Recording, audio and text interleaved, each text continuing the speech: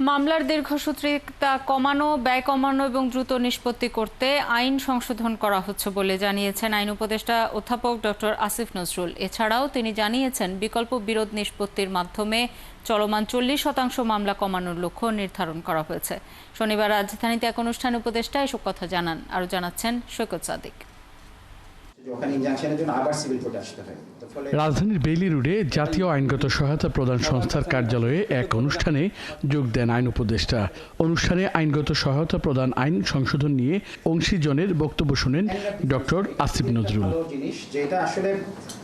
এই সময় আইন উপদেষ্টা জানান, দ্রুত ন্যায় বিচার নিশ্চিত করতে আইন সংশোধনের উদ্যোগ গ্রহণ করেছে অন্তর্বর্তী সরকার। অল্প খরচে মামলার নিষ্পত্তি করা, এই লক্ষ্যে আমরা গুরুত্বপূর্ণ একটা পরিবর্তন অলরেডি করেছি। সেটা হচ্ছে আমরা বাংলাদেশে এটা আগে হয় নাই কখনো এত বড় পরিবর্তন, সেটা হচ্ছে আমরা সিভিল প্রসিডিউর কোডের পরিবর্তন করেছি।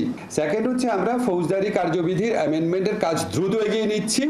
আশা করি আমরা আগামী 1 মাসের মধ্যে এটা আমরা আইন আকারে পাশ করতে পারবো। মামলার অভিশাপ থেকে মানুষকে মুক্তি দেওয়া, এই থার্ড লক্ষ্য পূরণ করার জন্যই আমরা আইনগত সহায়তা প্রদান যে সংস্থার অধীনে যেই সংশ্লিষ্ট আইনগুলো আছে সেই আইনগুলোর পরিবর্তন করতে যাচ্ছি। প্রত্যেকটা জেলাতে একজন জাজ আইনগত সহযোগিতা দিতেন, তা আমরা সেটাকে 3 জন জাজে পরিণত করছি। এই সময় তিনি আরও জানান, বিকল্প বিরোধ নিষ্পত্তির মাধ্যমে মামলার জট কমানোর উদ্যোগ নেওয়া হয়েছে।